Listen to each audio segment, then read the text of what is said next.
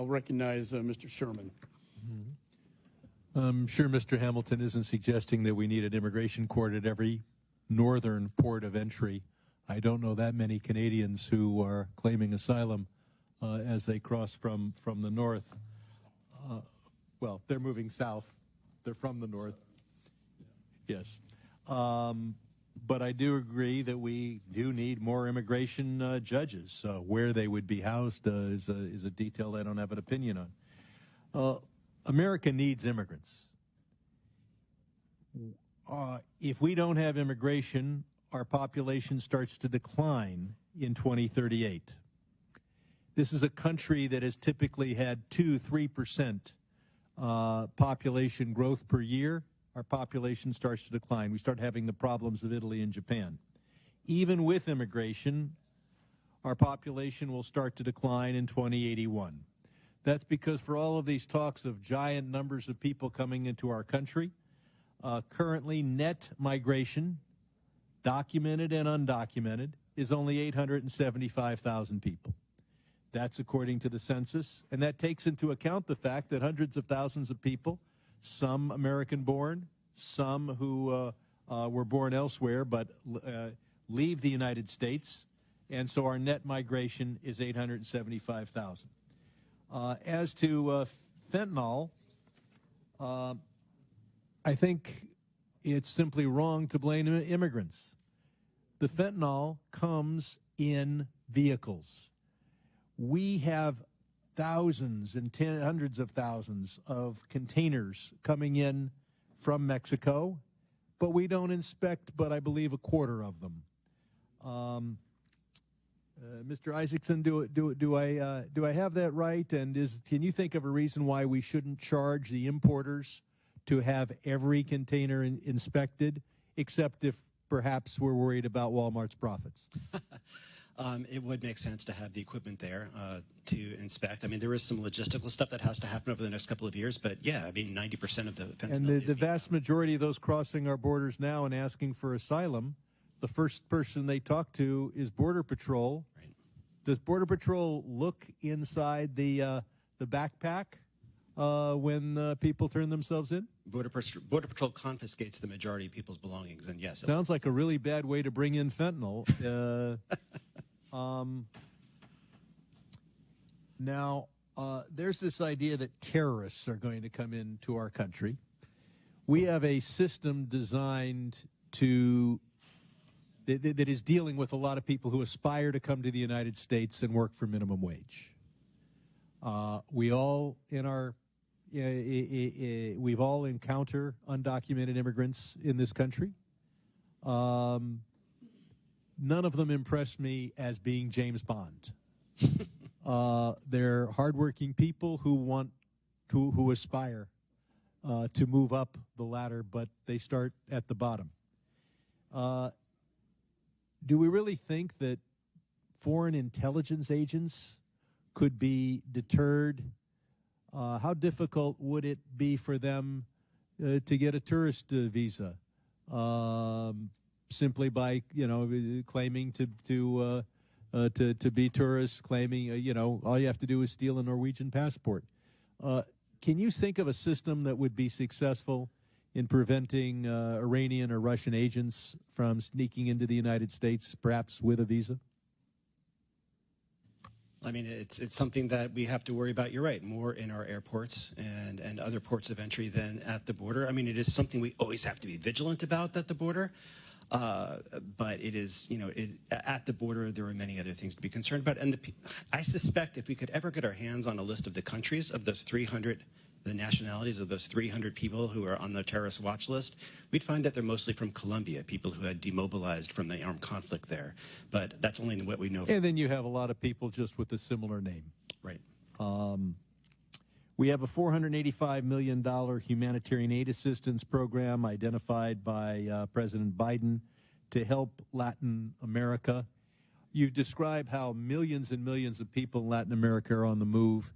Will that $485 million help create stable economic conditions that reduce the number of people leaving their home countries in Latin America? It will, especially if it's going after corruption and human rights abuse and the reasons that people leave. But the results won't be felt immediately. It's not a short-term fix, but it is a more permanent long-term fix. I yield back. Chair recognizes Mr. Smith. Thank you very much, Mr. Chairman. Thank you for calling this important hearing, and welcome to this committee, gentlemen, and thank you for your testimonies. You know, one of the many shocking but predictable consequences of non-enforcement of U.S. immigration laws is the cruelty imposed on victims of human sex to labor trafficking.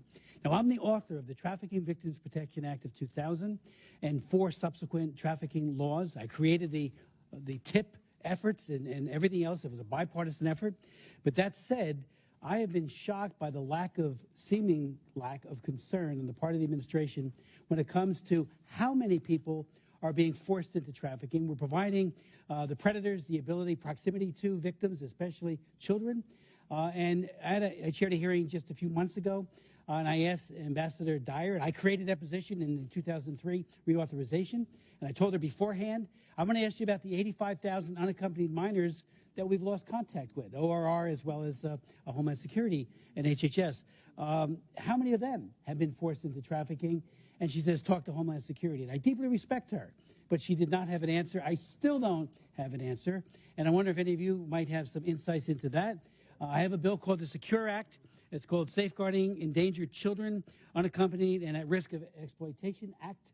And it will penalize the various agencies if they do not do welfare and whereabouts and get to the bottom of this, because those children, we believe, are at grave risk of sex to labor trafficking or both.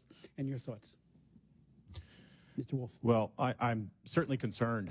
During the Biden administration, there's been about 500,000 unaccompanied alien children that have come across that border. Again, unaccompanied means they come across with no adult, no parent of any kind, and almost all of them are trafficked.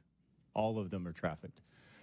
They stay in Border Patrol, DHS custody for a very short period of time, usually hours, 72 hours or below.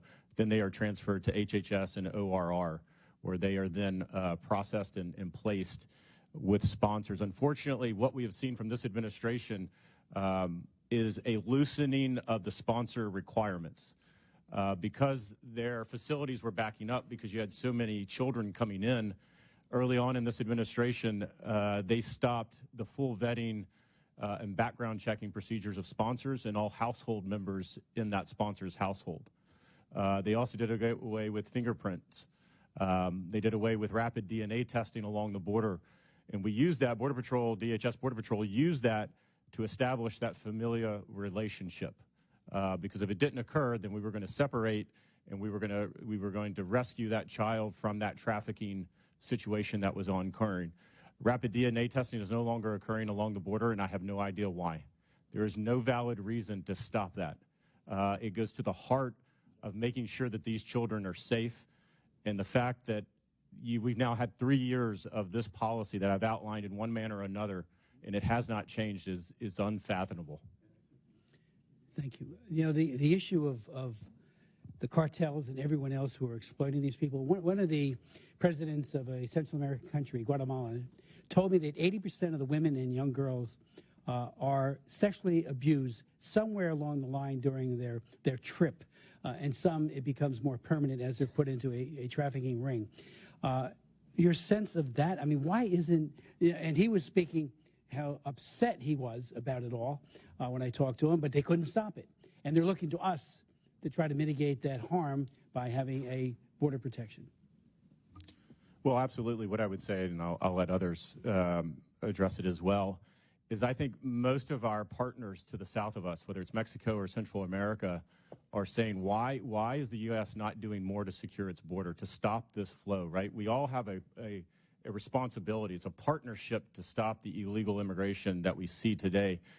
And as they look north to the United States and they see almost nothing is being done along that border to actually deter it, they are less incentivized to actually take steps in their own country. To address your first concern, yes, absolutely. I would say most individuals along that journey, again, everyone crosses that border at the hands of a cartel member, and they are subject to all sorts of abuse.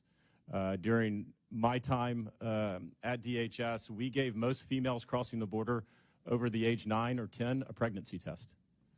For obvious reasons. We had to understand what we were dealing with. And so that gives you an idea of the depravity and the situation that a lot of these migrants subject themselves to in the hands of cartels. So the most humane policy, I would say, is to prevent that type of transit and transportation and the flow to begin with. Thank you so very much. We'll go back. Gentleman yields. Chair recognizes Mr. Castro. Thank you.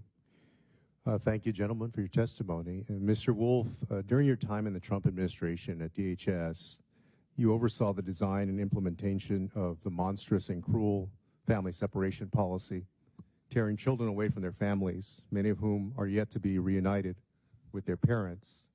Here are a few examples of those kids that you ripped from their families. You've suppressed a DHS report about the dangers of white supremacy. Your tenure at DHS was marred with significant ethical and legal concerns. Your communications during January 6th mysteriously disappeared. And there are serious ethical questions about your relationship with a lobbying firm. You explicitly defied congressional subpoenas to testify in front of the then Democratic Congress, yet you've shown up today voluntarily, yet feel comfortable testifying here today. Federal courts even ruled that your tenure as quote-unquote acting secretary of DHS was illegal. In your testimony, you've described many of President Biden's efforts as quote-unquote illegal. But I find it ironic that we should trust you on what is lawful given your extensive disregard for American law. So let's discuss one of those egregious policies you implemented that was eventually struck down by American courts. Mr. Wolf, you were one of the key architects of the Trump administration's efforts to separate families at the border. Children as young as 4 months were mercilessly taken from their parents, with almost 1,000 children still not reunited with their families years later, even though the Biden administration set up a task force to reunite them. I'm a father of 3 kids, a 9-year-old daughter, a 7-year-old son, and an 18-month-old daughter. Do you have kids, Mr. Wolf? I do. What you did is unimaginable, unimaginable, inhumane, and despicable. And quite frankly, I'm surprised the chairman invited you to be here today. Yet earlier this week, when you were asked about revisiting family separations, you said that, quote, all options need to be on the table. As we all know, we're having an important debate about immigration in the Congress and for the presidency. So I'd like to ask you an important question. I'd like a yes or no answer. I'd like you to be a straight shooter. You are from Texas, after all. Would you advise this or a future administration to once again separate families as the Trump administration did? So I will stand by my statement that you, I think, quoted earlier, that all options should be on the table. But what I would say is that there are a number of effective programs, including MPP and others that I'm sure we'll talk about, that address the situation along that border. And the crisis that we faced in 2018 is very different than the crisis that we face today. So that means that you do think that it should be considered and possibly used.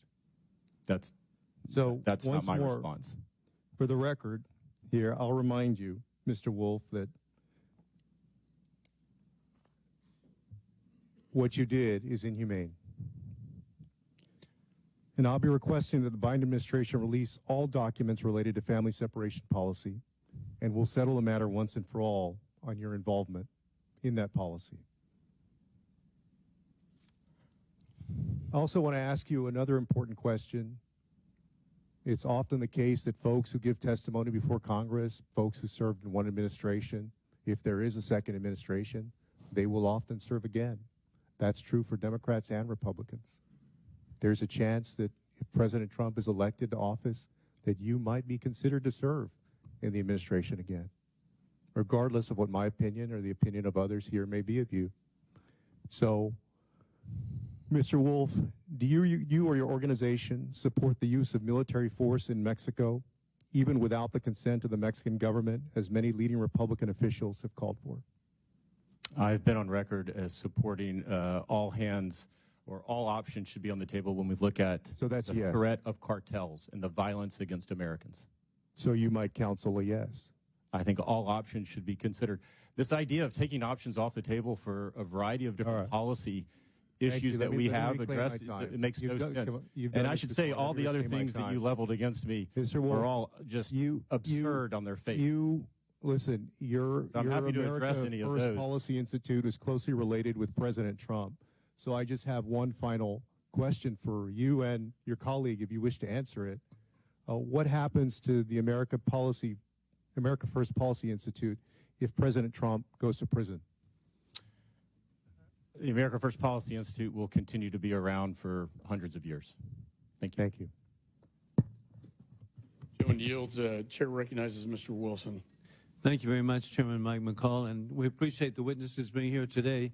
Especially, I want to thank Secretary Wolf. You've made a difference on behalf of our country, protecting American families.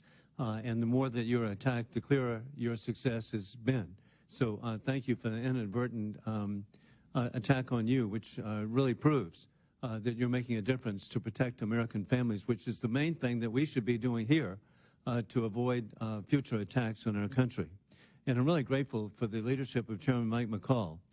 He is obviously passionate about his concern. This is not political. In holding the hearing today about the security threat of the Biden open border. In fact, I agree with Alabama Senator Tommy Tuberville. He stated 2 days ago that America is going to be subject to 9/11 attacks imminent, quote, every few days across America due to Biden's open border of terrorism. I also would take it a step further. Each one of our congressional offices, we have a rally point where if there's an attack or any other event that would require safety for our personnel, there's a rally point. And I would urge every American family that they should also have a rally point. With the open borders that we have, every American family is subject to risk, and they should have a rally point where they come to be safely protected, that if communications is interrupted, which it will be by the sophisticated terrorists who are in our country, that they should have a place to come so that you would have accountability for your family. America has a long tradition of welcoming legal immigrants and petitioners with legal asylum claims who seek to pursue the American dream and escape oppression legally. What we're seeing today is an insane, dangerous, deliberate mass flooding of the southern border with trafficking of children and deadly drugs like fentanyl, which is enriching the cartels. When I visited the southern border, I was told that they could not tell me how many people on the terrorist watch list had crossed. We now know, with the fiscal year 2023, that Customs and Border Patrol have identified 151 persons or terrorists who have come across into our country. These are highly educated, well-paid, hard-working, skilled mass murderers. We know that the president himself has said that all it takes is one lone wolf. We know that the New York Post has reported the American families are at greater risk today than they ever have been since 9/11.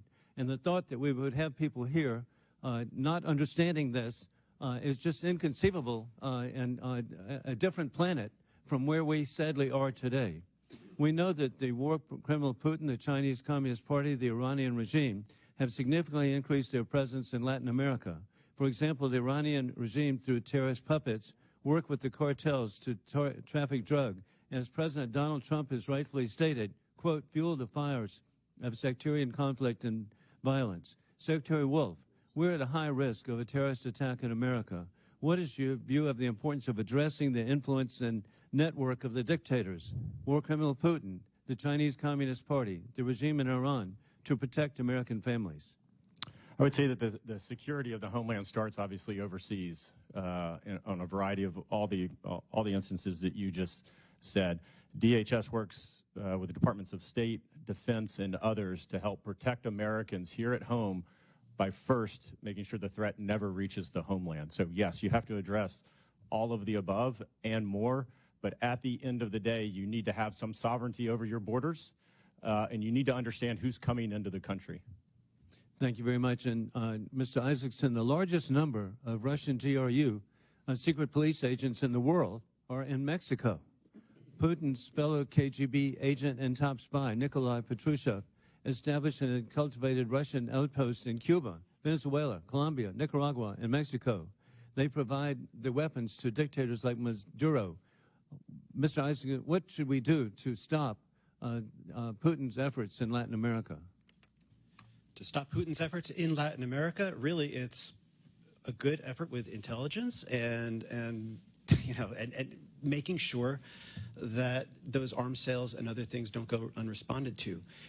At the border, you do have a lot of Russian people coming now. We have to sort out, I think nearly all of them, maybe all of them, are trying not to be recruited by Putin. And I need to conclude, but I agree with you. I was told by the border guards there is a large number of Russians and Chinese coming. In my era, that meant defectors. That's not what it is today. I yield back. Thank you.